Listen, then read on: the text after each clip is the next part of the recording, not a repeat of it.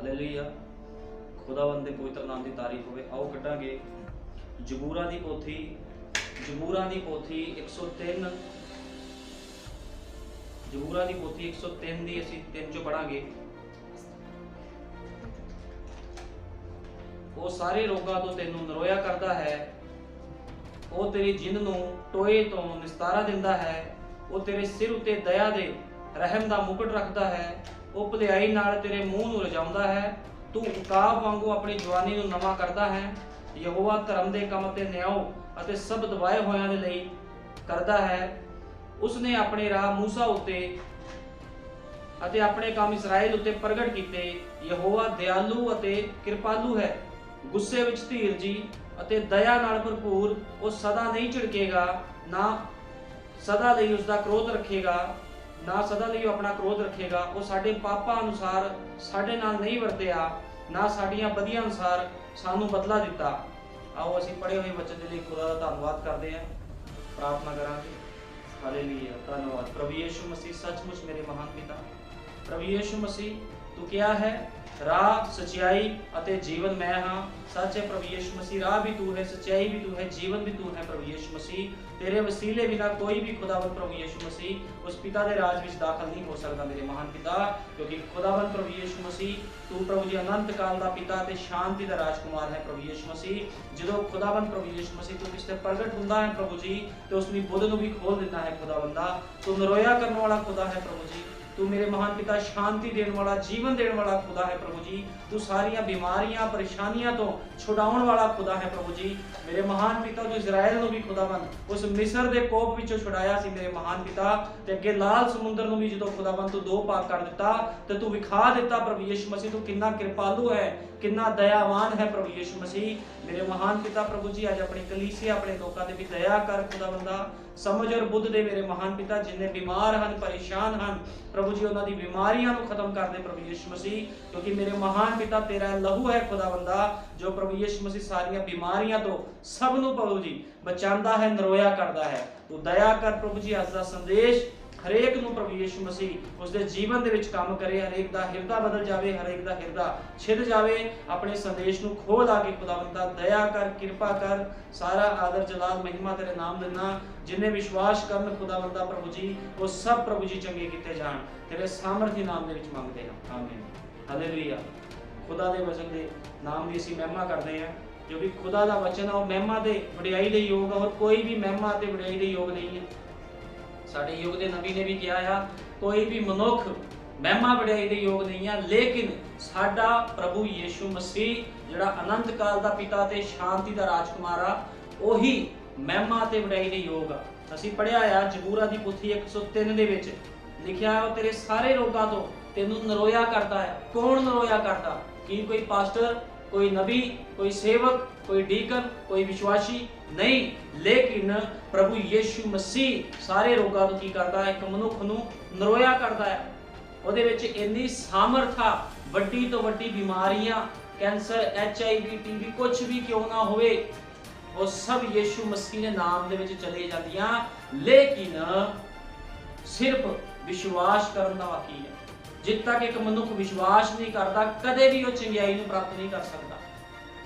ਯੀਸ਼ੂ ਮਸੀਹ ਵੀ ਜਦੋਂ ਧਰਤੀ ਤੇ ਸੀਗਾ, ਉਹਨੇ ਬਹੁਤ ਸਾਰੇ ਹਜ਼ਾਰਾਂ ਲੋਕਾਂ ਨੂੰ ਛੱਡ ਦਿੱਤਾ, ਉਹ ਚੰਗਾ ਨਹੀਂ ਕਰ ਪਾਇਆ। ਉਹਨਾਂ ਨੂੰ चंगा इस करके नहीं कर पाया क्योंकि उन्होंने लोगों ने प्रभु यीशु मसीह पे विश्वास नहीं सी कीता। तो लोग कहते सीगे ये यूसुफ का पुत्र नहीं, असीं तां यूसुफ नूं जाणदे ओहदा पुत्र आ। वो अचंभा मानते सी एक मनुख एडे एडे चमत्कार किदां कर सकदा है, क्योंकि मनुखी सोच की आ, एक शैतानी सोच हुंदी मनुख दी सोच, वो अपने ही तरीके दे नाल सोचदा है। लेकिन जो खुदा काम करता है तो मनुखी सोच तो परे होके काम करता है, और मनुखा की सोच के अनुसार काम नहीं करता। मनुख सोचते हैं, डॉक्टर सोचते हैं भी कोई भी मरीज आ हुणे मरन वाला है, लेकिन यीशु मसीह ने मुर्दियां नूं भी जीवित किया। अज भी यीशु मसीह मुर्दियां नूं भी जिवाड़दा है, लेकिन ਜਦੋਂ किसी ਨੂੰ खुदा ਦਾ वचन दस्या ਜਾਂਦਾ ਆ, ਜਦੋਂ ਮਨੁੱਖ ਵਿਸ਼ਵਾਸ ਕਰਦਾ ਤੇ ਉਹ ਚੰਗਾ ਹੋ ਜਾਂਦਾ, ਚਾਹੇ ਕੈਂਸਰ ਹੋਵੇ, TB ਹੋਵੇ, ਜਿੱਦਾਂ ਦੀ ਮਰਜ਼ੀ ਪ੍ਰੋਬਲਮ ਹੋਵੇ, ਉਹ ਚੰਗਾ ਹੋ ਜਾਂਦਾ। ਕਿ ਜਦੋਂ ਮਨੁੱਖ ਵਿਸ਼ਵਾਸ ਨਹੀਂ ਕਰਦਾ, ਉਦੋਂ ਉਹਦੇ ਉੱਪਰ ਮੌਤ ਦਾ ਅਟੈਕ ਆਉਂਦਾ ਹੈ। ਫਿਰ ਮੌਤ ਕੀ ਕਰਦੀ ਆ ਵਿਸ਼ਵਾਸੀ ਦੇ ਉੱਪਰ ਮੌਤ ਅਟੈਕ ਕਰਦੀ ਆ ਤੇ ਉਹਨੂੰ ਆਪਣੇ ਨਾਲ ਫਿਰ ਖਤਮ ਕਰ ਦਿੰਦੀ ਹੈ। ਮੌਤ ਦਾ ਅਟੈਕ ਹੋ ਜਾਂਦਾ ਹੈ, ਉਹ ਬੰਦਾ ਫਿਰ ਖੁਦਾ ਤੋਂ ਦੂਰ ਹੋ ਜਾਂਦਾ। ਕਹਿੰਦੇ ਮੌਤ ਦਾ ਮਤਲਬ ਭਾਈ ਬ੍ਰਹਮ ਨੇ ਕਿਹਾ ਮੌਤ ਦਾ ਅਸਲੀ ਮਤਲਬ ਆ ਖੁਦਾ ਤੋਂ ਵਿਛੋੜਾ। ਖੁਦਾ ਤੋਂ ਵਿਛੋੜਾ ਜਿਹੜਾ ਮਨੁੱਖ ਮੌਤ, ਅਸਲੀ ਮੌਤ ਕੀ ਆ ਵਿਸ਼ਵਾਸ ਅਸਲੀ ਮੌਤ ਆ। ਜਿਹੜਾ ਬੰਦਾ ਵਿਸ਼ਵਾਸ ਨਹੀਂ ਕਰਦਾ ਉਹ ਮੌਤ ਦੇ ਵਿੱਚ ਜਾਂਦਾ। ਵਿਸ਼ਵਾਸੀ ਚਾਹੇ ਧਰਤੀ ਨੂੰ ਛੱਡ ਕੇ ਚਲੇ ਜਾਣ, ਉਹ ਫਿਰ ਵੀ ਮੌਤ ਦੇ ਵਿੱਚ ਪ੍ਰਵੇਸ਼ ਨਹੀਂ ਕਰਦੇ, ਕਿਉਂਕਿ ਉਹ ਸੁੱਤੇ ਹੋਏ ਆ। ਖੁਦਾ ਦੇ ਲੋਕ ਆਰਾਮ ਫਰਮਾ ਰਹੇ ਆ, ਲੇਕਿਨ ਲੋਕ ਮਰ ਰਹੇ ਆ। ਇਸ ਕਰਕੇ ਜਿਹੜਾ ਵਿਸ਼ਵਾਸ ਕਰੇਗਾ ਸੋਈ ਉਹ ਬਚਾਇਆ ਜਾਵੇਗਾ। ਜਿਹੜਾ ਵਿਸ਼ਵਾਸ ਕਰੇਗਾ। ਅੱਜ ਅਸੀਂ ਦੇਖਦੇ ਹਾਂ ਬਹੁਤ ਲੋਕ ਬਿਮਾਰੀ ਦੇ ਵਿੱਚ, ਪਰੇਸ਼ਾਨੀ ਵਿੱਚ, ਦਿੱਕਤਾਂ ਦੇ ਵਿੱਚ ਪਏ ਹੋਏ ਆ, ਲੇਕਿਨ ਉਹ ਖੁਦਾ ਦੇ ਵਚਨ ਤੇ ਵਿਸ਼ਵਾਸ ਨਹੀਂ ਕਰਦੇ। ਤੰਗੀਆਂ ਮੁਸੀਬਤਾਂ ਚੱਲੀ ਜਾਂਦੇ, ਲੇਕਿਨ ਕਹਿੰਦੇ ਵਿਸ਼ਵਾਸ ਨਹੀਂ ਕਰਨਾ, ਕਿਉਂਕਿ ਸ਼ੈਤਾਨ ਨੇ ਬੁੱਧ ਨੂੰ ਫੜਿਆ। ਲੇਕਿਨ ਖੁਦਾਵੰਦ ਜਦੋਂ ਧਰਤੀ ਤੇ ਆਇਆ, ਉਹਨੇ ਕਿਸੇ ਦੇ ਨਾਲ ਪੱਖਪਾਤ ਨਹੀਂ ਕੀਤਾ। ਉਹਨੇ ਪੂਰੇ ਸੰਸਾਰ ਦੇ ਲਈ, ਜਗਤ ਦੇ ਲਈ ਆਪਣੀ ਜਾਨ ਦੇ ਦਿੱਤੀ। ਲੇਕਿਨ ਸਵਾਲ ਇਹ ਆ ਵੀ ਵਿਸ਼ਵਾਸ ਕਿੰਨੇ ਲੋਕ ਕਰਦੇ ਖੁਦਾ ਦੇ ਵਚਨ ਤੇ। ਜਿਹੜਾ ਵਿਸ਼ਵਾਸ ਕਰੇਗਾ ਸੋ ਬਚਾਇਆ ਜਾਵੇਗਾ, ਤੇ ਜਿਹੜਾ ਵਿਸ਼ਵਾਸ ਨਹੀਂ ਕਰੇਗਾ ਉਹਦੇ ਉੱਪਰ ਸਜ਼ਾ ਦਾ ਹੁਕਮ ਲਾਇਆ ਜਾਵੇਗਾ। ਖੁਦਾ ਦਾ ਵਚਨ ਕਹਿੰਦਾ ਜਿੰਨੇ ਵਿਸ਼ਵਾਸ ਕਰਦੇ ਉਹ ਚੰਗਿਆਈਆਂ ਪ੍ਰਾਪਤ ਕਰਦੇ ਆ। ਬਹੁਤ ਲੋਕ ਖੁਦਾ ਦੇ ਕੋਲ ਆਉਂਦੇ, ਕੋਈ ਚੰਗਿਆਈਆਂ ਪ੍ਰਾਪਤ ਕਰਦਾ, ਕੋਈ ਕੁਝ ਪ੍ਰਾਪਤ ਕਰਦਾ, ਲੇਕਿਨ ਧੰਨ ਉਹ ਮਨੁੱਖ ਹੈ ਜੋ ਜੀਵਨ ਦਾ ਜਲ ਪੀਣ ਦੇ ਲਈ ਯਿਸੂ ਮਸੀਹ ਦੇ ਕੋਲ ਆਉਂਦਾ।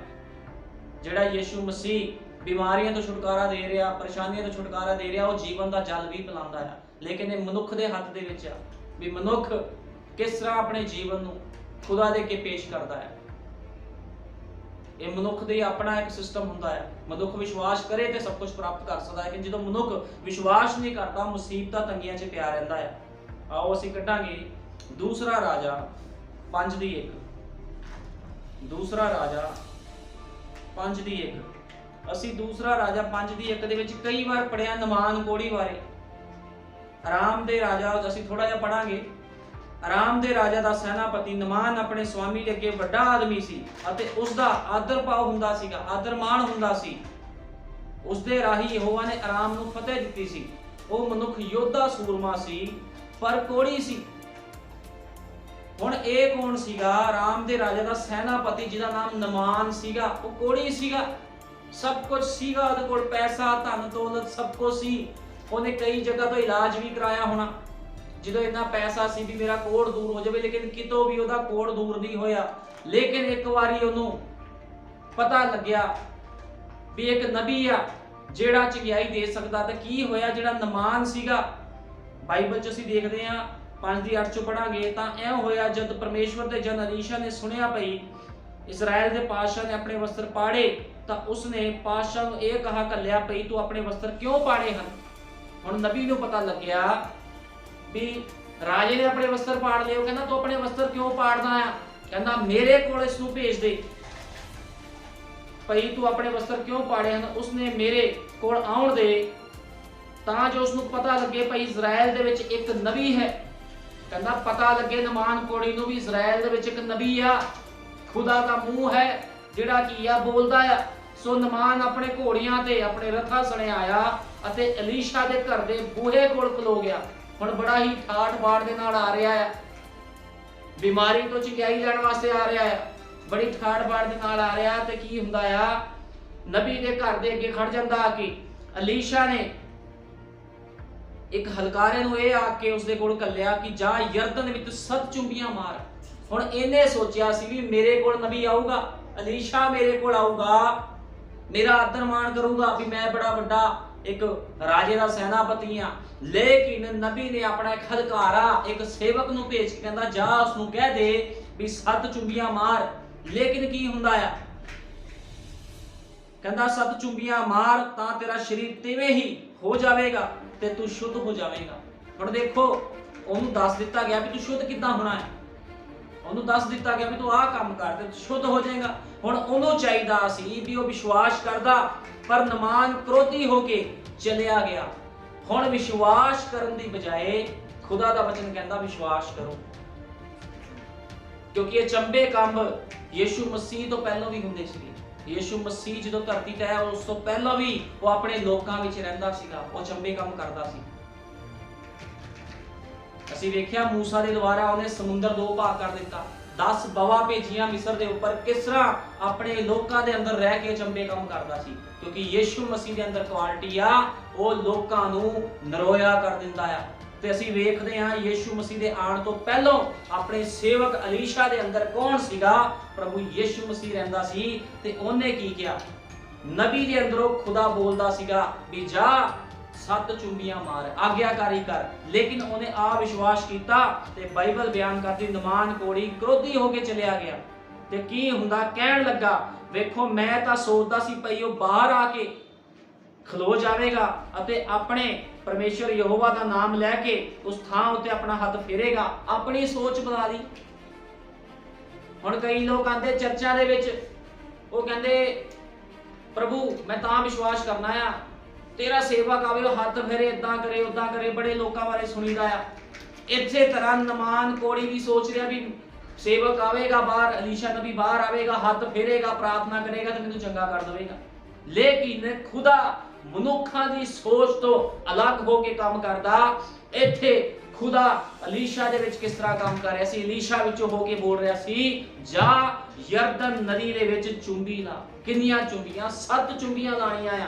7 ਚੁੰਬੀਆਂ ਲਾ ਤੇ ਤੂੰ ਨਰੋਇਆ ਹੋ ਜਾਵੇਗਾ। ਲੇਕਿਨ ਨਮਾਨ ਕੋੜੀ ਕ੍ਰੋਧ ਦੇ ਵਿੱਚ ਭਰ ਗਿਆ, ਕਿਉਂਕਿ ਮਨੁੱਖੀ ਸੋਚ ਆ ਨਾ, ਜਿਹੜੀ ਮਨੁੱਖੀ ਸੋਚ ਹੁੰਦੀ ਆ ਇਹ ਮੌਤ ਦੇ ਵਿੱਚ ਲੈ ਜਾਂਦੀ ਹੈ ਬੰਦੇ ਨੂੰ।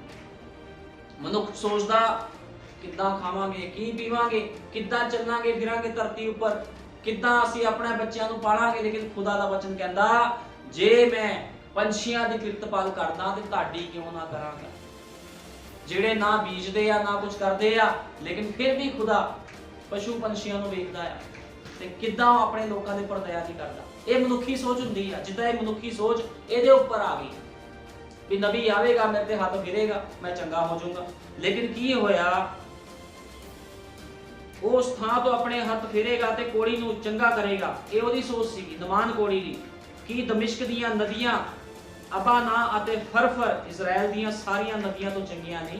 ਉਹ ਕਹਿੰਦਾ ਜਿਹੜੀਆਂ ਦਮਿਸ਼ਕ ਦੀਆਂ ਨਦੀਆਂ ਆ, ਅਬਾਨਾ ਤੇ ਫਰਫਰ ਜਿਹੜੀ 2 ਨਦੀਆਂ ਸੀਗੀਆਂ, ਕਹਿੰਦਾ ਉਹ ਸਾਰੀਆਂ ਨਦੀਆਂ ਨਾਲੋਂ ਚੰਗੀਆਂ ਨਹੀਂ ਇਜ਼ਰਾਈਲ ਦੀ ਨਦੀਆਂ ਨਾਲੋਂ। ਇਹ ਚਿੱਕੜ ਵਿੱਚ ਭਰੀ ਹੋਈ ਚਿੱਕੜ ਵਿੱਚ ਭਰੀ ਹੋਈ ਜਿਹੜੀ ਨਦੀ ਆ ਉਹਦੇ ਵਿੱਚ ਕਹਿੰਦਾ ਚੁੰਬੀ ਲਾ ਲਾ। ਕਹਿੰਦਾ ਜੇ ਚੁੰਬੀ ਲਵਾਣੀ ਸੀ ਤਾਂ ਮੈਂ ਆਪਣੇ ਦੇਸ਼ 'ਚ ਲਾ ਲੈਂਦਾ। ਲੇਕਿਨ ਇਹਨੂੰ ਸਮਝ ਨਹੀਂ ਸੀ ਲੱਗ ਰਹੀ ਵੀ ਨਬੀ ਕੀ ਕਹਿ ਰਿਹਾ ਹੈ। ਨਬੀ ਆਗਿਆਕਾਰੀ ਕਰਨ ਨੂੰ ਕਹਿ ਰਿਹਾ ਸੀ, ਵਿਸ਼ਵਾਸ ਕਰਨ ਨੂੰ ਕਹਿ ਰਿਹਾ ਸੀ। ਲੇਕਿਨ ਇਸ ਥਾਂ ਦੇ ਵਿੱਚ ਨਮਾਨ ਕੋੜੀ ਨਾ ਤਾਂ ਵਿਸ਼ਵਾਸ ਕਰ ਰਿਹਾ ਸੀ ਤੇ ਨਾ ਉਹ ਆਗਿਆਕਾਰੀ ਕਰ ਰਿਹਾ ਸੀ। ਉਹ ਆਗਿਆਕਾਰੀ ਵੀ ਨਹੀਂ ਸੀ ਕਰ ਰਿਹਾ। ਤੇ ਕੀ ਹੋਇਆ? ਉਸ ਥਾਂ ਦੇ ਵਿੱਚੋਂ ਕ੍ਰੋਧੀ ਹੋ ਕੇ ਚਲਾ ਗਿਆ। ਕੀ ਦਮਿਸ਼ਕ ਦੀਆਂ ਨਦੀਆਂ ਚੰਗੀਆਂ ਨਹੀਂ? ਭਲਾ ਮੈਂ ਉਹਨਾਂ ਵਿੱਚ ਨਹਾ ਕੇ ਸ਼ੁੱਧ ਨਾ ਹੋ ਸਕਦਾ ਸੀ? ਦੇਖੋ ਕਿੱਦਾਂ ਦੀ ਸੋਚ ਹੈ ਇੱਕ ਮਨੁੱਖ ਦੀ। ਕਹਿੰਦਾ ਵਧੀਆ ਨਦੀਆਂ ਮੇਰੇ ਦੇਸ਼ 'ਚ, ਉੱਥੇ ਨਹੀਂ ਨਹਾ ਸਕਦਾ ਸੀ ਮੈਂ। ਲੋਕੀ ਕਹਿੰਦੇ ਸਾਨੂੰ ਘਰ ਬੈਠੇ ਹੀ ਚੰਗਾ ਕਰ ਦੋ, ਪਾਸਟਰ ਘਰ ਇੱਥੇ ਪ੍ਰਾਰਥਨਾ ਕਰ ਦੋ ਫੋਨ ਤੇ, ਅਸੀਂ ਚਰਚ ਨਹੀਂ ਆਣਾ। ਲੇਕਿਨ ਖੁਦਾ ਦਾ ਵਚਨ ਕੀ ਕਹਿੰਦਾ ਆ? ਖੂਹ ਦੇ ਕੋਲ ਕਿਹਨੂੰ ਆਣਾ ਪੈਂਦਾ? ਪਿਆਸੇ ਨੂੰ। ਜੇ ਤੁਸੀਂ ਪਿਆਸੇ ਤੁਹਾਨੂੰ ਖੂਹ ਦੇ ਕੋਲ ਆਣਾ ਪੈਣਾ ਆ। ਇਹ ਮਨੁੱਖੀ ਸੋਚਾਂ ਹੁੰਦੀਆਂ ਆ ਵੀ ਮੇਰੇ ਨਾਲ ਇਦਾਂ ਹੋ ਜੇ, ਮੇਰੇ ਨਾਲ ਉੱਜਾ ਹੋ ਜੇ। ਪ੍ਰਭੂ ਆਗਿਆਕਾਰੀ ਨੂੰ ਪਸੰਦ ਕਰਦਾ ਆ, ਡਿਸਿਪਲਿਨ ਨੂੰ ਪਸੰਦ ਕਰਦਾ। ਜਿਹਦੇ ਕੋਲ ਆਗਿਆਕਾਰੀ ਨਹੀਂ ਆ, ਖੁਦਾ ਦੇ ਕਾਨੂੰਨ ਦੇ ਨਾਲ ਜੇ ਕੋਈ ਨਹੀਂ ਚੱਲਦਾ ਤੇ ਖੁਦਾ ਕਦੇ ਵੀ ਉਹਨੂੰ ਚੰਗਾ ਨਹੀਂ ਕਰਦਾ, ਕਦੇ ਵੀ ਉੱਤੇ ਦਇਆ ਨਹੀਂ ਕਰਦਾ, ਕਿਰਪਾ ਨਹੀਂ ਕਰਦਾ, ਉਹਦੇ ਕੰਮਾਂ ਨੂੰ ਉਹਨਾਂ ਦੇ ਬਿਜ਼ਨਸਾਂ ਨੂੰ ਬਹਾਲ ਨਹੀਂ ਕਰਦਾ ਜਦੋਂ ਤੱਕ ਮਨੁੱਖ ਆਗਿਆਕਾਰੀ ਤੇ ਵਿਸ਼ਵਾਸ ਨਹੀਂ ਕਰਦਾ। ਹੁਣ ਇੱਥੇ ਵੀ ਇਹ ਆਗਿਆਕਾਰੀ ਤੇ ਵਿਸ਼ਵਾਸ ਨਹੀਂ ਕਰ ਰਿਹਾ ਸੀਗਾ। ਕਹਿੰਦਾ ਭਲਾ ਮੈਂ ਉਹਨਾਂ ਵਿੱਚ ਨਹਾ ਕੇ ਸ਼ੁੱਧ ਨਾ ਹੋ ਸਕਦਾ ਸੀ? ਇਹ ਆਪਣੀ ਸੋਚ ਰਲਾ ਲਈ ਉਹਨੇ, ਮਨੁੱਖੀ ਸੋਚ। ਸੋ ਉਹ ਮੁੜਿਆ ਤੇ ਗੁੱਸੇ ਨਾਲ ਚਲਾ ਗਿਆ। ਦੇਖੋ ਕ੍ਰੋਧ ਦੇ ਨਾਲ ਭਰਿਆ, ਗੁੱਸਾ ਆ ਗਿਆ। ਆਗਿਆਕਾਰੀ ਨਹੀਂ ਕੀਤੀ, ਗੁੱਸੇ ਹੋ ਕੇ ਚਲੇ ਗਏ। ਅੱਜ ਦੇ ਚਰਚ ਦੇ ਵਿੱਚ ਕੋਈ ਪਾਸਟਰ ਕਿਸ ਨੂੰ ਸਮਝਾਵੇ ਵੀ ਜੇ ਤੁਸੀਂ ਜੀਵਨ 'ਚ ਬਰਕਤਾਂ ਲੈਣੀਆਂ, ਬਿਮਾਰੀਆਂ ਤੋਂ ਛੁਟਕਾਰਾ ਪਾਣਾ, ਵੀ ਤੁਸੀਂ ਆਹ ਕੰਮ ਕਰੋ, ਖੁਦਾ ਦੇ ਵਚਨ ਨੂੰ ਪਹਿਲ ਦਿਓ। ਤੇ ਬੰਦੇ ਕੀ ਕਰਦੇ? ਗੁੱਸੇ ਹੋ ਕੇ ਚਲੇ ਜਾਂਦੇ ਆ। ਉਹ ਕਹਿੰਦੇ ਜਾ ਤੂੰ, ਤੇਰੇ ਵਰਗੇ 36 ਸੇਵਕ ਫਿਰਦੇ ਆ। ਇਹ ਵੀ ਕਹਿੰਦਾ ਸੀ ਇਹ ਚਿੱਕੜ ਵਾਲੀ ਨਦੀ 'ਚ ਮੈਂ ਨਹਾਣਾ, ਬਥੇਰੀਆਂ ਨਦੀਆਂ ਮੇਰੇ ਦੇਸ਼ ਦੇ ਵਿੱਚ ਹਨ। ਲੇਕਿਨ ਉਸ ਨਦੀ ਦੇ ਵਿੱਚ ਉਹਦੇ ਕੋਲ ਚੰਗਿਆਈ ਨਹੀਂ ਸੀ ਮਿਲਣੀ, ਕਿਉਂਕਿ ਚੰਗਿਆਈ ਆਗਿਆਕਾਰੀ ਵਿੱਚ ਆ। ਆਗਿਆਕਾਰੀ ਦੇ ਵਿੱਚ ਚੰਗਿਆਈ ਆ। ਯਰਦਨ ਦੇ ਵਿੱਚ ਵੀ ਕੁਝ ਇਹੋ ਜਿਹਾ ਨਹੀਂ ਸੀਗਾ, ਲੇਕਿਨ ਆਗਿਆਕਾਰੀ ਵਿੱਚ ਸਭ ਕੁਝ ਸੀਗਾ। ਨਬੀ ਕਹਿ ਸਕਦਾ ਸੀ ਜਾ ਆਪਣੇ ਦੇਸ਼ 'ਚ ਚਲ ਜਾ, ਉਹਨੇ ਨਹੀਂ ਕਿਹਾ। ਜੋ ਖੁਦਾ ਉਹਦੇ ਵਿੱਚੋਂ ਹੋ ਕੇ ਬੋਲਿਆ ਉਹ ਉਹਨੇ ਕਿਹਾ। ਇਸ ਕਰਕੇ ਲੋਕ ਅੱਜ ਗੁੱਸੇ ਹੋ ਜਾਂਦੇ ਆ ਜਦੋਂ ਸਮਝਾਇਆ ਜਾਂਦਾ ਆ ਵੀ ਖੁਦਾ ਦੇ ਵਚਨ ਨੂੰ ਪਹਿਲ ਦਿਓ। ਲੋਕ ਕਹਿੰਦੇ ਨਹੀਂ ਨਹੀਂ, ਅਸੀਂ ਆਪਣੇ ਸਿਸਟਮ ਦੇ ਨਾਲ ਚੱਲਣਾ ਆ। ਮਨੁੱਖੀ ਸੋਚ, ਤੇ ਮਨੁੱਖੀ ਸੋਚ ਸ਼ੈਤਾਨ ਦਾ ਘਰ। ਮਨੁੱਖੀ ਸੋਚ ਸ਼ੈਤਾਨੀ ਸੋਚ ਹੁੰਦੀ ਆ। ਸਰੀਰਕ ਮਨੁੱਖ ਸ਼ੈਤਾਨ ਹੈ। ਸਰੀਰਕ ਮਨੁੱਖ ਸ਼ੈਤਾਨ ਹੁੰਦਾ ਆ ਕਿਉਂਕਿ ਉਹਦੀ ਸੋਚਾਂ ਸਰੀਰਕ ਹੁੰਦੀਆਂ। ਖੁਦਾ ਦੇ ਵਚਨ ਦਾ ਉਹਨੂੰ ਕੁਝ ਨਹੀਂ ਪਤਾ ਹੁੰਦਾ। ਆਤਮਿਕ ਬੰਦਾ ਉੱਪਰ ਦੀਆਂ ਗੱਲਾਂ ਕਰਦਾ, ਸਰੀਰਕ ਬੰਦਾ ਧਰਤੀ ਦੇ ਨਾਲ ਨੱਟ ਬੋਲ ਜੁੜੇ ਹੁੰਦੇ ਆ, ਧਰਤੀ ਦੀ ਗੱਲਾਂ ਕਰੀ ਜਾਂਦਾ ਆ। ਉਹ ਗੁੱਸੇ ਹੋ ਜੂ, ਇਹ ਗੁੱਸੇ ਹੋ ਜੂ, ਮੈਂ ਪ੍ਰਭੂ ਨੂੰ ਮੰਨੂ, ਮੈਂ ਪ੍ਰਭੂ ਲਈ ਆ ਕਰੂੰ, ਉਹਨੂੰ ਕੀ ਜਵਾਬ ਦੇਣਾ, ਇਹਨੂੰ ਕੀ ਜਵਾਬ ਦੇਣਾ। ਲੇਕਿਨ ਖੁਦਾ ਦੇ ਲੋਕ ਅਜੀਬ ਤੇ ਪਾਗਲ ਹੁੰਦੇ ਆ। ਪਾਗਲ ਕਿਹਾ ਜਾਂਦਾ ਖੁਦਾ ਦੇ ਲੋਕ। ਯੀਸ਼ੂ ਮਸੀਹ ਨੂੰ ਕਿਹਾ ਗਿਆ ਸ਼ੈਤਾਨ। ਉਹ ਕਹਿੰਦਾ ਜੇ ਹਰੇ ਦੇ ਨਾਲ ਇਸ ਤਰ੍ਹਾਂ ਕੀਤਾ ਤੇ ਸੁੱਕੇ ਦੇ ਨਾਲ ਕਿਉਂ ਨਾ ਕਰਨਗੇ। ਉਹ ਅਨੰਤ ਕਾਲ ਦਾ ਪਿਤਾ, ਸ਼ਾਂਤੀ ਦਾ ਰਾਜਕੁਮਾਰ, ਧਰਤੀ ਤੇ ਦੇਹ ਲੈ ਕੇ ਆਇਆ, ਦੇਹਧਾਰੀ ਹੋ ਕੇ ਆਇਆ, ਉਹਨੂੰ ਸ਼ੈਤਾਨ ਕਹਿ ਦਿੱਤਾ। ਉਹਦੇ ਥੱਪੜ ਮਾਰੇ ਮੂੰਹ ਤੇ ਥੁੱਕਿਆ, ਉਹਦੇ ਅੱਖਾਂ ਤੇ ਪੱਟੀ ਬੰਨੀ ਤੇ ਕਹਿੰਦੇ ਆ ਸਿਪਾਹੀ ਦੱਸ ਤੈਨੂੰ ਕਿਹਨੇ ਮਾਰਿਆ। ਉਹ ਸਰਬ ਸ਼ਕਤੀਮਾਨ ਖੁਦਾ ਜਿਹੜਾ ਉਹਨਾਂ ਮਨੁੱਖਾਂ ਨੂੰ ਬਣਾਉਣ ਵਾਲਾ ਸੀ ਉਹੀ ਉਹਨੂੰ ਕੁੱਟ ਰਹੇ ਸੀ। ਕਹਿੰਦੇ ਤੇਰੀ ਅੱਖਾਂ ਤੇ ਪੱਟੀ ਬੰਨ੍ਹਤੀ, ਦੱਸ ਤੈਨੂੰ ਕਿਹਨੇ ਮਾਰਿਆ। ਕੋਈ ਇਧਰੋਂ ਦਾੜੀ ਪੁੱਟਦਾ ਸੀ, ਚਪੇੜਾ ਮਾਰਦਾ ਸੀਗਾ। ਕਿਸੇ ਨੇ ਵਿਸ਼ਵਾਸ ਨਹੀਂ ਕੀਤਾ। ਅੱਜ ਵੀ ਲੋਕ ਜਿਹੜੇ ਵਿਸ਼ਵਾਸ ਨਹੀਂ ਕਰਦੇ ਉਹ ਕੀ ਪ੍ਰਾਪਤ ਕਰਨਗੇ ਖੁਦਾ ਕੋਲ। ਜਿਹੜੇ ਆਗਿਆਕਾਰੀ ਨਹੀਂ ਕਰਦੇ ਉਹ ਕੀ ਪ੍ਰਾਪਤ ਕਰ ਲੈਣਗੇ ਖੁਦਾ ਕੋਲ। ਅਸੀਂ ਦੇਖਿਆ ਬਾਈਬਲ 'ਚ ਇੱਕ ਔਰਤ ਸੀਗੀ ਜਿਹਨੂੰ ਲਹੂ ਬਹਿਣ ਦੀ ਬਿਮਾਰੀ ਸੀ। ਕੀ ਉਹਦਾ ਪੈਸਾ ਉਸ ਬਿਮਾਰੀ ਤੋਂ ਬਚਾ ਸਕਿਆ? ਕਹਿੰਦੀ ਮੈਂ ਸਾਰੀ ਪੂੰਜੀ ਜਮਾ ਪੂੰਜੀ ਪ੍ਰਭੂ ਜੀ ਖਤਮ ਕਰ ਦਿੱਤੀ ਲੇਕਿਨ ਮੈਂ ਚੰਗੀ ਨਹੀਂ ਹੋਈ। ਲੇਕਿਨ ਜਦੋਂ ਯੀਸ਼ੂ ਮਸੀਹ ਨਿਕਲ ਰਿਹਾ ਸੀਗਾ ਤੇ ਕੀ ਹੁੰਦਾ, ਉਹਨੇ ਵਿਸ਼ਵਾਸ ਦੇ ਦੁਆਰਾ ਉਹਨੂੰ ਛੂ ਲਿਆ।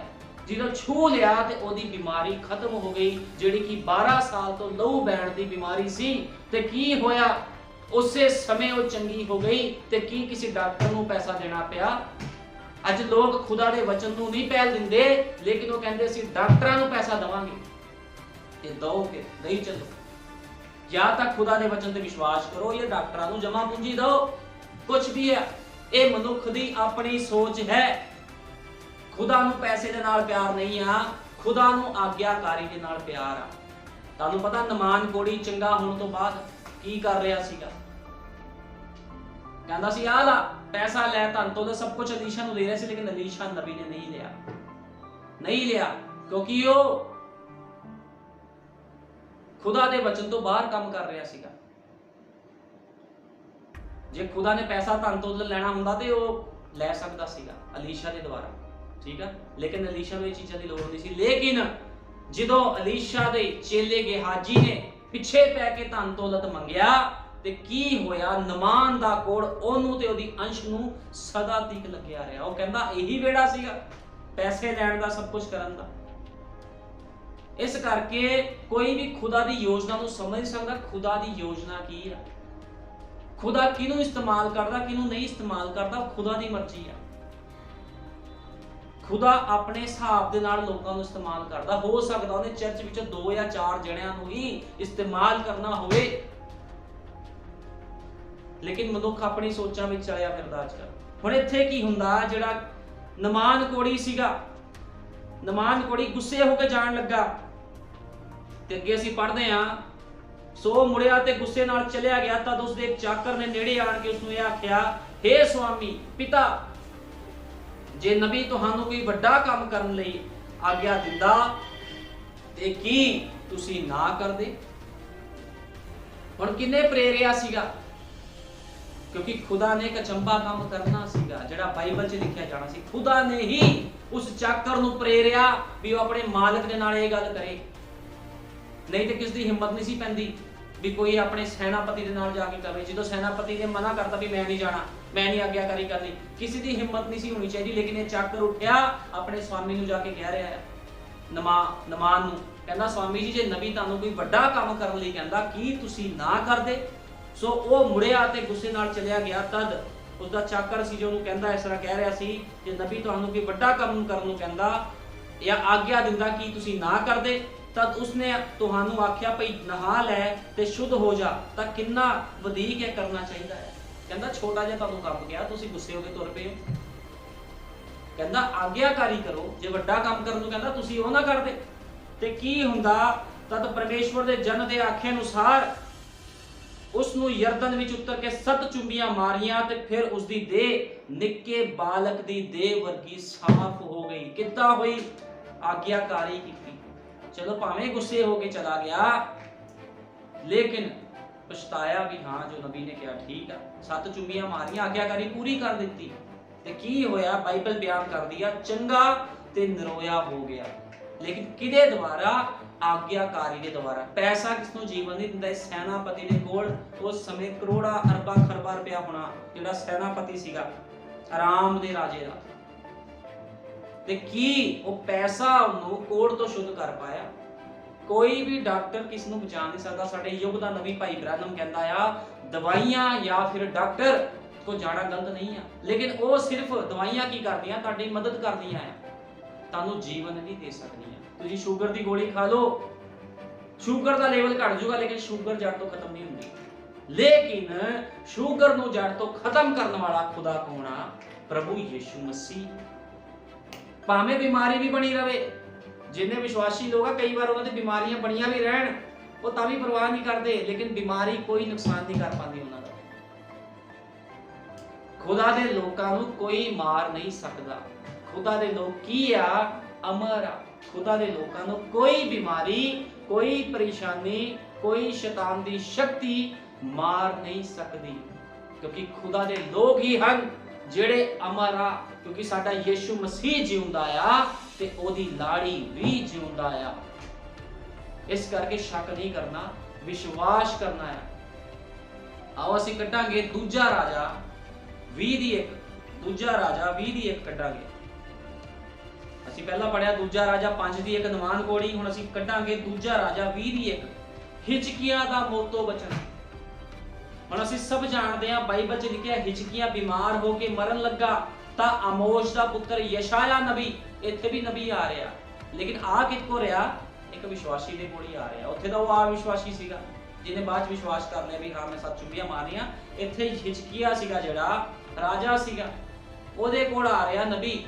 ਕਹਿੰਦਾ ਉਸਨੂੰ ਆਖਿਆ ਯਹੋਵਾ ਐਉਂ ਆਖਦਾ ਹੈ ਕਿ ਤੂੰ ਆਪਣੇ ਘਰਾਣੇ ਉੱਤੇ ਜ਼ਿੰਮੇਵਾਰੀ ਪਾ, ਕਿਉਂ ਜੋ ਤੂੰ ਮਰਨਾਊ ਹੈ ਅਤੇ ਨਹੀਂ ਬਚੇਗਾ। ਕਹਿੰਦਾ ਤੂੰ ਮਰਨਾਊ ਆ, ਹੁਣ ਤੇਰਾ ਸਮਾਂ ਪੂਰਾ ਹੋ ਗਿਆ, ਤੂੰ ਨਹੀਂ ਬਚੇਗਾ। ਤਦ ਉਸਨੇ ਕੰਧ ਵੱਲ ਮੂੰਹ ਫੇਰ ਕੇ ਯਹੋਵਾ ਕੋਲੋਂ ਪ੍ਰਾਰਥਨਾ ਕੀਤੀ, ਹੇ ਯਹੋਵਾ ਮੈਂ ਤੇਰੀ ਮਿੰਨਤ ਕਰਦਾ ਹਾਂ, ਚੇਤੇ ਕਰ ਭਈ ਮੈਂ ਕਿਵੇਂ ਵਫਾਦਾਰੀ ਨਾਲ ਤੇਰੇ ਪੂਰੇ ਦਿਲ ਨਾਲ ਤੇਰੇ ਹਜ਼ੂਰ ਵਿੱਚ ਚੱਲਦਾ ਰਿਹਾ ਹਾਂ ਅਤੇ ਜੋ ਤੇਰੀ ਨਿਗਾਹ ਵਿੱਚ ਭਲਾ ਸੀ ਉਹੀ ਮੈਂ ਕੀਤਾ ਆ। ਪ੍ਰਾਰਥਨਾ ਕੀਤੀ ਉਹਨੇ, ਤੇ ਕੀ ਖੁਦਾ ਨੇ ਇਹਦੇ ਉੱਪਰ ਕਿਰਪਾ ਨਹੀਂ ਕੀਤੀ? ਖੁਦਾ ਧਰਮੀਆਂ ਤੇ ਅਧਰਮੀਆਂ ਦੋਨਾਂ ਤੇ ਮੀਂਹ ਵਰਤਾਉਂਦਾ ਹੈ, ਦੋਨਾਂ ਤੇ ਦਇਆ। ਜਿਹੜਾ ਉਹਨੂੰ ਪੁਕਾਰਦਾ ਉਹ ਦਇਆ ਕਰ ਦਿੰਦਾ, ਕੋਈ ਵੱਡੀ ਗੱਲ ਨਹੀਂ। ਉਹਨੇ ਆਪਣੇ ਇਸ ਬੰਦੇ ਉੱਪਰ ਵੀ ਦਇਆ ਕੀਤੀ, ਹਿਜਕੀਆ ਦੇ ਉੱਪਰ। ਜਿਹੜਾ ਨਬੀ ਉਹਨੂੰ ਯਸ਼ਾਇਆ ਕਹਿ ਕੇ ਜਾ ਰਿਹਾ ਸੀ ਤੂੰ ਮਰਨਾਊ ਆ, ਉਸੇ ਨਬੀ ਨੂੰ ਖੁਦਾ ਨੇ ਫਿਰ ਭੇਜ ਦਿੱਤਾ। ਕਹਿੰਦਾ ਤੇਰੇ 15 ਸਾਲ ਹੋਰ ਵਧਾ ਦਿੱਤੇ ਗਏ। ਹੁਣ ਅਸੀਂ ਬਾਈਬਲ 'ਚ ਪੜ੍ਹਦੇ ਹਾਂ ਤਾਂ ਇਉਂ ਹੋਇਆ ਕਿ ਯਸ਼ਾਇਆ ਨਿਕਲ ਕੇ ਹਲੇ ਹਾਤੇ ਦੇ ਵਿਚਕਾਰ ਵੀ ਨਹੀਂ ਗਿਆ ਸੀ ਕਿ ਯਹੋਵਾ ਦਾ ਵਚਨ ਉਸ ਨੂੰ ਮਿਲਿਆ ਕਿ ਮੁੜ ਜਾ ਅਤੇ ਤੂੰ ਮੇਰੀ ਪ੍ਰਜਾ ਦੇ ਪ੍ਰਧਾਨ ਹਿਜਕੀਆ ਨੂੰ ਆਖ। ਕਿਹਦੀ ਪ੍ਰਜਾ ਦਾ ਪ੍ਰਧਾਨ ਸੀ ਹਿਜਕੀਆ? ਯਹੋਵਾ ਦੀ ਪ੍ਰਜਾ ਦਾ ਪ੍ਰਧਾਨ ਸੀਗਾ, ਕੋਈ ਮਾਮੂਲੀ ਨਹੀਂ ਸੀਗਾ। ਆਖ ਯਹੋਵਾ ਤੇਰੇ ਪਿਤਾ ਦਾਊਦ ਦਾ ਪਰਮੇਸ਼ਵਰ ਐਵੇਂ ਆਖਦਾ ਹੈ ਮੈਂ ਤੇਰੀ ਪ੍ਰਾਰਥਨਾ ਸੁਣੀ ਆ। ਕਿਹੜੀ ਪ੍ਰਾਰਥਨਾ ਨੂੰ ਖੁਦਾ ਸੁਣਦਾ? ਵਿਸ਼ਵਾਸ ਵਾਲੀ ਪ੍ਰਾਰਥਨਾ ਨਾਲ। ਇੱਕ ਵੀ ਪ੍ਰਾਰਥਨਾ ਹੁੰਦੀ ਆ ਸਵਾਰਥ ਵਾਲੀ, ਪ੍ਰਭੂ ਪੈਸਾ ਦੇ ਦੇ, ਗੱਡੀ ਦੇ ਦੇ, ਮੋਟਰ ਦੇ ਦੇ,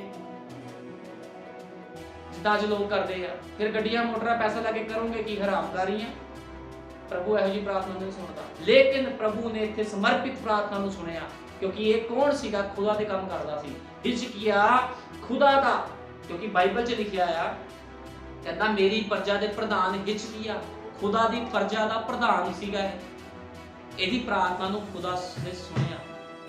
ਠੀਕ ਹੈ, ਲਿਖਿਆ ਆਖ ਯਹੋਵਾ ਤੇਰੇ ਪਿਤਾ ਦਾ ਦਾਊਦ ਪਰਮੇਸ਼ਵਰ ਐਵੇਂ ਆਖਦਾ ਹੈ ਮੈਂ ਤੇਰੀ ਪ੍ਰਾਰਥਨਾ ਸੁਣੀ ਹੈ, ਮੈਂ ਤੇਰੇ ਅਥਰੂ ਵੇਖ ਲਏ ਹਨ, ਵੇਖ ਮੈਂ ਤੈਨੂੰ ਅੱਛਾ ਕਰਨ ਵਾਲਾ ਹਾਂ। ਤੀਜੇ ਦਿਹਾੜੇ ਤੂੰ ਯਹੋਵਾ ਦੇ ਭਵਨ ਵਿੱਚ ਹੋਵੇਂਗਾ।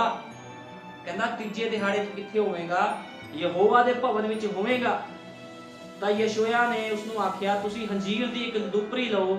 ਸੋ ਉਹਨਾਂ ਨੇ ਉਸ ਨੂੰ ਲੈ ਕੇ ਫੋੜੇ ਉੱਤੇ ਬੱਧੀ ਅਤੇ ਉਹ ਅੱਛਾ ਹੋ ਗਿਆ। ਫੋੜਾ ਹੋ ਗਿਆ ਸੀਗਾ। ਇਹ ਫੋੜਾ ਕਿਹੜਾ ਸੀਗਾ? ਆਮ ਜੇ ਫੋੜਾ ਹੋ ਜਾਵੇ ਬੰਦੇ ਨੂੰ ਬੰਦਾ ਨਹੀਂ ਮਰਦਾ, ਲੇਕਿਨ ਇਹ ਫੋੜਾ ਕੈਂਸਰ ਦਾ ਫੋੜਾ ਸੀਗਾ। ਲੇਕਿਨ ਯਹੋਵਾ ਦੇ ਵਚਨ ਦੇ ਅਨੁਸਾਰ ਕੀ ਕਿਹਾ? ਹੰਜੀਰ ਦੀ ਲੁੱਪੀ, ਹੰਜੀਰ ਲੈ ਕੇ ਉੱਪਰ ਬੰਨਣੇ ਆ, ਠੀਕ ਆ, ਜੋ ਬਾਈਬਲ ਬਿਆਨ ਕਰਦੀ ਆ। ਆਗਿਆਕਾਰੀ ਕਰਨ ਨੂੰ ਕਿਹਾ, ਨੇ ਆਗਿਆਕਾਰੀ ਕੀਤੀ ਤੇ ਚੰਗਾ ਹੋ ਗਿਆ। ਆਗਿਆਕਾਰੀ ਕਰਨੀ ਹੈ। ਜਿਹਦਾ ਨਮਾਨ ਨੇ ਆਗਿਆਕਾਰੀ ਕੀਤੀ, ਪਹਿਲਾਂ ਵਿਰੋਧੀ ਹੋ ਗਿਆ ਲੇਕਿਨ ਬਾਅਦ ਚ ਆਗਿਆਕਾਰੀ ਕੀਤੀ ਤੇ ਚੰਗਾ ਹੋ ਗਿਆ। ਇੱਥੇ ਹਿਚਕੀਆ ਨੇ ਜਿਹੜਾ ਖੁਦਾ ਦਾ ਜਨ ਸੀਗਾ, ਉਹ ਖੁਦਾ ਦੀ ਆਗਿਆਕਾਰੀ ਵਿੱਚ ਚੱਲਿਆ ਤੇ ਪ੍ਰਭੂ ਨੇ ਕੀ ਕੀਤਾ? 15 ਵਰੇ ਹੋਰ ਵਧਾ ਦਿੱਤੇ, ਕਿਉਂਕਿ ਖੁਦਾਵੰਦ ਜੀਵਨ ਦਾਤਾ ਹੈ। ਉਹ ਜੀਵਨ ਦਿੰਦਾ ਆਪਣੇ ਲੋਕਾਂ ਨੂੰ, ਠੀਕ ਹੈ ਨਾ, ਉਹ ਜੀਵਨ ਦਾਤਾ ਹੈ। ਆਓ ਅਸੀਂ ਕੱਢਾਂਗੇ ਜੁਨਾਹ 2:1, ਜੁਨਾਹ ਨਬੀ ਜੁਨਾਹ 2:1।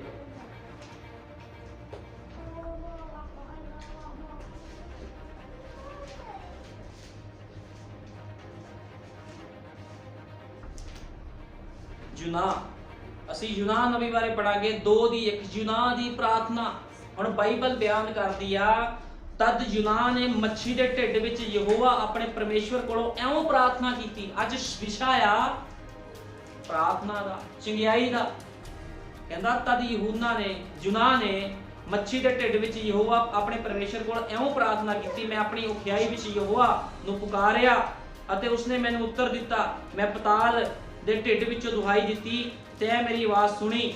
ਹੁਣ ਕੀ ਹੋ ਰਿਹਾ? ਯੂਨਾਹ ਨਬੀ ਨੇ ਗਲਤੀ ਕਰ ਦਿੱਤੀ ਸੀ, ਗਲਤੀ ਕਰ ਦਿੱਤੀ ਸੀ ਤੇ ਕੀ ਹੋਇਆ?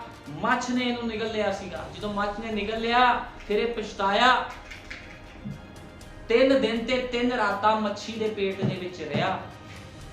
ਫਿਰ ਇਹਨੇ ਪ੍ਰਾਰਥਨਾ ਕੀਤੀ, ਜਾਲਿਆਂ ਦੇ ਨਾਲ ਭਰਿਆ ਹੋਇਆ, ਸਮੈਲ ਦੇ ਵਿੱਚ ਪਿਆ ਹੋਇਆ ਸੀ। ਉਦਾਂ ਹੀ ਇਹ ਪ੍ਰਾਰਥਨਾ ਕਰੀ ਜਾ ਰਿਹਾ ਸੀਗਾ ਤੇ ਖੁਦਾ ਨੇ ਇਹਦੀ ਪ੍ਰਾਰਥਨਾ ਨੂੰ ਸੁਣਿਆ। ਖੁਦਾਵੰਦ ਆਪਣੇ ਲੋਕਾਂ ਦੀ ਪ੍ਰਾਰਥਨਾਵਾਂ ਨੂੰ ਸੁਣਦਾ ਆ। ਮੇਰੇ ਕਹਿਣ ਦਾ ਇਹ ਮਤਲਬ ਆ, ਯੂਨਾਹ ਨਬੀ ਪਤਾਲ ਦੇ ਵਿੱਚ ਚਲਾ ਗਿਆ ਸੀਗਾ, ਸਮੁੰਦਰ ਦੇ ਥੱਲੇ ਤੇ ਸੀਗਾ, ਉਹ ਪਤਾਲ ਹੀ ਸੀਗਾ ਇੱਕ ਤਰ੍ਹਾਂ ਦਾ। ਉੱਥੋਂ ਜਦੋਂ ਇਹਨੇ ਪ੍ਰਾਰਥਨਾ ਕੀਤੀ, ਖੁਦਾ ਨੇ ਉੱਥੋਂ ਵੀ ਉਹਦੀ ਪ੍ਰਾਰਥਨਾ ਨੂੰ ਸੁਣਿਆ।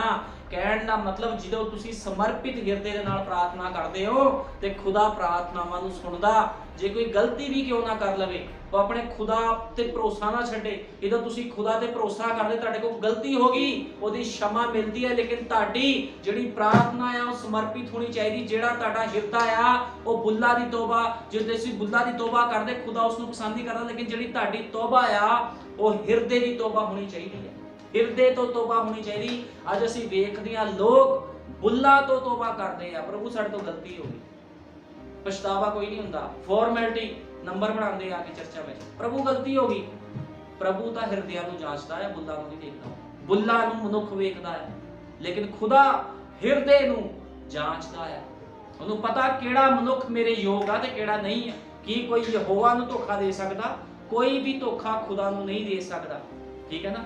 ਇਸ ਕਰਕੇ ਵਿਸ਼ਵਾਸ ਕਰਨਾ ਹੈ ਖੁਦਾ ਦੇ ਵਚਨ ਤੇ, ਚਾਹੇ ਲੱਖ ਬਿਮਾਰੀਆਂ ਹੋਣ, ਪਰੇਸ਼ਾਨੀਆਂ ਹੋਣ, ਖੁਦਾਵੰਦ ਵਿਸ਼ਵਾਸੀ ਦੇ ਨਾਲ ਖੜਾ ਹਮੇਸ਼ਾ।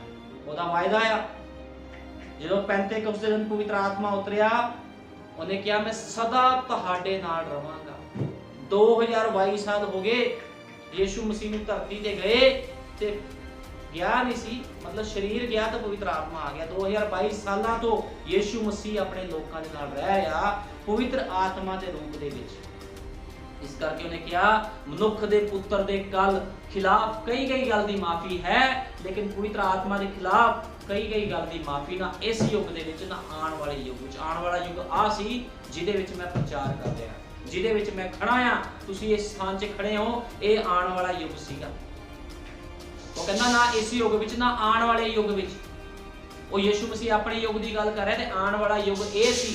ਇਸ ਯੁੱਗ ਦੇ ਵਿੱਚ ਵੀ ਮਾਫੀ ਨਹੀਂ ਹੈ। ਜੇ ਕੋਈ ਪਵਿੱਤਰ ਆਤਮਾ ਪਾਏ ਹੋਏ ਮਨੁੱਖ ਦੇ ਖਿਲਾਫ ਕੁਝ ਬੋਲਦਾ, ਉਹਨੂੰ ਕੋਈ ਮਾਫੀ ਨਹੀਂ ਹੈ, ਕਿਉਂਕਿ ਪਵਿੱਤਰ ਆਤਮਾ ਪਾਇਆ ਹੋਇਆ ਮਨੁੱਖ ਵਚਨ ਨੂੰ ਪਹਿਲ ਦੇਵੇਗਾ। ਇਹ ਨਿਸ਼ਾਨੀ ਹੁੰਦੀ ਹੈ।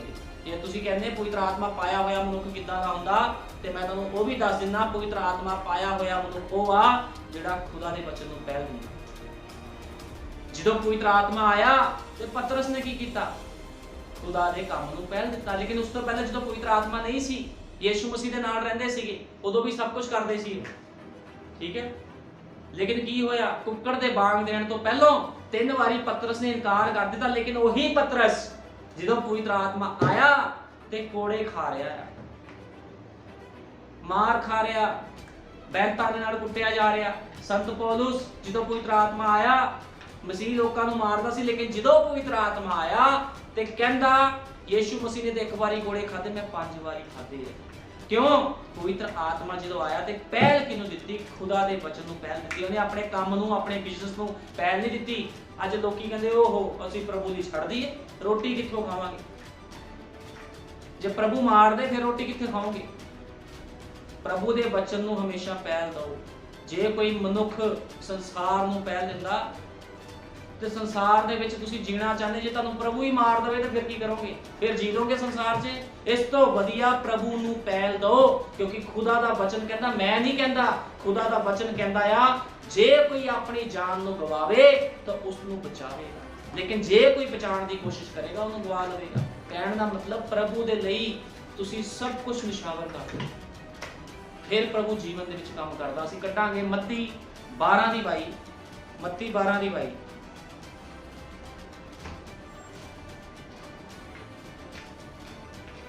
मत्ती 12 ਦੀ 22 ਵਿੱਚ ਲਿਖਿਆ ਆ, ਤਦ ਲੋਕ ਇੱਕ ਅੰਨਾ ਗੁੰਗਾ ਜਿਸ ਨੂੰ ਭੂਤ ਚਿੰਬੜਿਆ ਹੋਇਆ ਸੀ ਉਸਦੇ ਕੋਲ ਲਿਆਏ ਅਤੇ ਉਸਨੇ ਉਸ ਨੂੰ ਅਜਿਹਾ ਚੰਗਾ ਕੀਤਾ ਜੋ ਗੁੰਗਾ ਬੋਲਣ ਲੱਗਾ ਅਤੇ ਸਾਰੇ ਲੋਕ ਅਚਰਜ ਹੋ ਕੇ ਬੋਲੇ, ਭਲਾ ਇਹ ਦਾਊਦ ਦਾ ਪੁੱਤਰ ਨਹੀਂ? ਉਹ ਕਹਿੰਦੇ ਉਹੀ ਨਹੀਂ ਆ ਜਿਹੜਾ ਉੱਥੇ ਤੁਰਿਆ ਫਿਰਦਾ ਸੀਗਾ ਯਿਸੂ ਮਸੀਹ ਸਾਡੇ ਵਿੱਚ ਹੀ, ਅੱਜ ਇਹ ਵੱਡੇ ਵੱਡੇ ਕੰਮ ਕਰ ਰਿਹਾ। ਚਰਚ ਮੰਨਿਆ, ਕਹਿੰਦੇ ਉਹ ਦਾਊਦ ਦਾ ਉਹਦਾ ਪੁੱਤਰ नहीं है, दाऊद का पुत्र नहीं है, ये यूसुफ का पुत्र नहीं है जिन्हों असीं जानते हैं। लेकिन देखो खुदावंद जो सेवकाई दे विच आया, जो 30 साल की उम्र दे विच उन्हें सेवकाई शुरू की, बाइबल बयान करदी 3.5 साल उन्हें सेवकाई की ते 3.5 साल दे विच जिन्ने उन्हें काम कीते आ, साडे युग दा नबी कहंदा, बाइबल भी बयान करदी जिन्ने उन्हें चमत्कार कीते जे सब लिख दिते जांदे ते बाइबल कोई पढ़ नहीं सी सकदा, धरती ते नहीं समा सकती सी। जिन्ने उन्हें चमत्कार किए, जिट्टे उन्हें काम कर दिते 3.5 साल दे विच, ते अज भी वो काम करदा है, क्योंकि यीशु मसीह कल अज अते युगां नूं युग इक्को जिहा खुदा है, वो बदलदा नहीं है। जे वो कल मुर्दे जिवाड़दा सी, अन्ने सही करदा सी, अज भी मुर्दे जिवाड़दा, अन्नियां नूं सही करदा है। कैंसर, बीमारी, टीवी कुछ भी क्यों ना होवे, वो कहंदा केवल विश्वास रख। साडे युग दा नबी जो धरती ते आया, उन्हें प्रचार किया, उन्हें लोगों को कहा, भैन जे तू मेरे ते विश्वास करदी है ते तू चंगी हो जावेगी। नबी कहंदा मेरे विच कुछ नहीं है, इन्ना बड़ा नबी अपने आप को कह रहा मेरे विच कुछ नहीं है, कहंदा किसी पास्टर से कुछ नहीं, कहंदा जो कुछ करता साडा प्रभु यीशु मसीह करदा। इस करके किसी पास्टर दे विच कोई पावर नहीं है, किसी विच कोई पावर नहीं है, लेकिन एक सेवक खड़ाया हुंदा आ खुदा दे द्वारा, ਜਿਹੜਾ खुदा ਦੇ वचन ਨੂੰ पेश करदा, ਤੁਹਾਡੇ ਅੱਗੇ ਪਰੋਸਦਾ ਆ। ਹੁਣ ਤੁਸੀਂ ਕਹੋਗੇ ਜੀ ਮੈਂ ਨਹੀਂ ਖਾ ਸਕਦਾ, ਕੋੜਾ ਆ, ਕੋਈ ਕਹੇਗਾ ਫਿੱਕਾ ਆ, ਠੀਕ ਆ। ਜਿੱਦਾਂ ਦਾ ਵਚਨ ਪਰੋਸਿਆ ਗਿਆ ਆ ਉਹ ਤੁਹਾਡੇ ਜੀਵਨ ਤੇ ਤੁਹਾਨੂੰ ਲਾਗੂ ਕਰਨਾ ਪੈਣਾ। ਜੇ ਵਚਨ ਕਹਿੰਦਾ ਆਹ ਕੰਮ ਨਹੀਂ ਕਰਨਾ ਤੇ ਨਹੀਂ ਕਰਨਾ, ਜਿਹੜਾ ਕੰਮ खुदा ਦਾ ਵਚਨ ਕਹਿੰਦਾ ਤੁਹਾਨੂੰ ਕਰਨਾ ਪਵੇਗਾ, ਜਿਹੜਾ ਕੰਮ ਨੂੰ खुदा ਦਾ ਵਚਨ ਮਨਾ ਕਰਦਾ ਤੁਹਾਨੂੰ ਉਸ ਕੰਮ ਨੂੰ ਨਹੀਂ ਕਰਨਾ। ये वचन तुहानू अपने जीवन से लागू करना पैना, तुहानू विश्वास करना पैना जो कुछ बाइबल च लिखा गया उस सच ते आमीन। जे तुसीं विश्वास नहीं करते तो फिर बहुत औखा है, बहुत दिक्कतां फिर परेशानियां है, क्योंकि अज लोग विश्वास ही नहीं करते। जिस तक कोई विश्वास नहीं करेगा तो किस तरह बचाया जाएगा? इस करके हमेशा की करना, विश्वास करना है, तो विश्वास करने वालियां दे लई सब कुछ की है संभव, सब कुछ संभव है। हुण असीं कढांगे संत यूहन्ना 5वां अध्याय, संत यूहन्ना। इस दे पिछों यहूदिया दा एक त्योहार सी अते यीशु यरूशलेम नूं गया। यरूशलेम विच भेडां वाले दरवाजे दे कोल एक ताल है जो इब्रानी भाषा विच बेत जथा करके सदाउंदा है, जिस दे 5 दलान हन। उन्हां विच रोगी, लंगे ਅਤੇ ਲੂਲੇ बहुत सारे ਪਏ ਸਨ ਅਤੇ ਉੱਥੇ ਇੱਕ ਮਨੁੱਖ ਸੀ ਜੋ 38 ਵਰਿਆਂ ਤੋਂ ਆਪਣੇ ਰੋਗ ਨਾਲ ਮਾਰਿਆ ਹੋਇਆ ਸੀ। ਠੀਕ ਹੈ ਨਾ, ਅਸੀਂ ਹਿੰਦੀ 'ਚ ਵੀ ਪੜ੍ਹ ਲਵਾਂਗੇ ਇਸ ਨੂੰ। यहूदियों का एक पर्व हुआ और यीशु यरूशलेम को गया। यरूशलेम में भेड़ फाटक के पास एक कुंड है जो इब्रानी भाषा में बेतसदा कहलाता है। उसके 5 उसारे हैं। इनमें बहुत बीमार, अंधे, लंगड़े, लूले सब थे, क्योंकि नियुक्त समय पर खुदा का स्वर्गदूत कुंड में उतरता, पानी को हिलाया करता और जो कोई उसमें उतर जाता वह चंगा हो जाता था, चाहे उसकी बीमारी क्यों किसी भी तरह की क्यों ना हो। वहां एक मनुष्य था जो 38 वर्ष से बीमारी में पड़ा था। जब यीशु ने उसे पड़ा हुआ देखकर, यह जानकर कि वो बहुत दिनों से इस दशा में पड़ा है, उससे पूछा, क्या तू चंगा होना चाहता है? उस बीमार ने उसको उत्तर दिया, हे मेरे स्वामी। एक कौन सीगा? कहता, हे मेरे स्वामी, मेरे पास कोई मनुष्य नहीं जब तक कि पानी हिलाया जाए तो मुझे कुंड में उतारे, परंतु मेरे पहुंचने से पहले दूसरा उसमें उतर जाता है। कहना, कोई नहीं है मेरे, मैं थे प्यार रहना है।